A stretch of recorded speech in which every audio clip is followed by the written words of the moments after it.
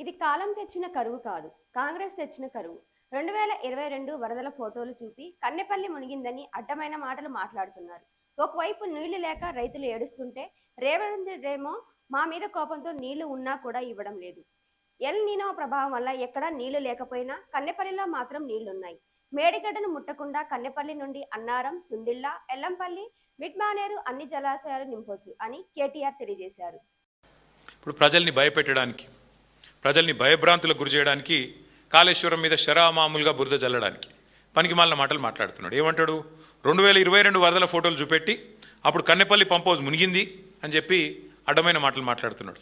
నేను వారికి చెప్పేది ఒకటే, ఇప్పుడు రెడీగా కన్నెపల్లిలో బటన్ నొక్కితే మోటార్లు పనిచేస్తాయి.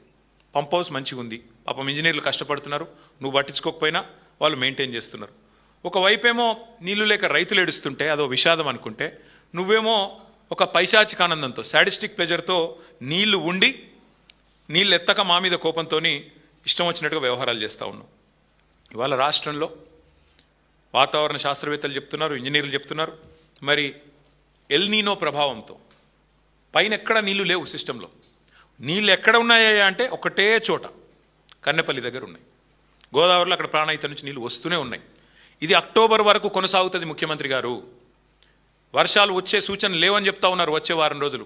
మేము అందుకే చెప్తా ఉన్నాం, మేడిగడ్డ బ్యారేజ్ ముట్టే అవసరం లేకుండా దానికి 14-15 కిలోమీటర్ల పైన ఉన్న కన్నెపల్లి పంప్ హౌజ్లో అక్కడ వచ్చే నీళ్లతో, ఇప్పుడు ఆడ 97 మీటర్ల మీద పోతున్నది, 93.5 మీటర్ల కాడ మీరు పంప్ హౌస్ చాలు చేస్తే చాలు, నీళ్లు అన్నారం పోతాయి, అన్నారం నుంచి సుందిళ్ళ పోతాయి, సుందిళ్ళ నుంచి ఎల్లంపల్లి, ఎల్లంపల్లి నుంచి మిడ్మానేరు, మొత్తం నేను చెప్పినట్టు అన్ని జలాశయాలు నింపొచ్చు. ఇది రాష్ట్ర రైతులు గ్రహించాలి. ఇది కాలం తెచ్చిన కరువు కాదు, ఇది కాంగ్రెస్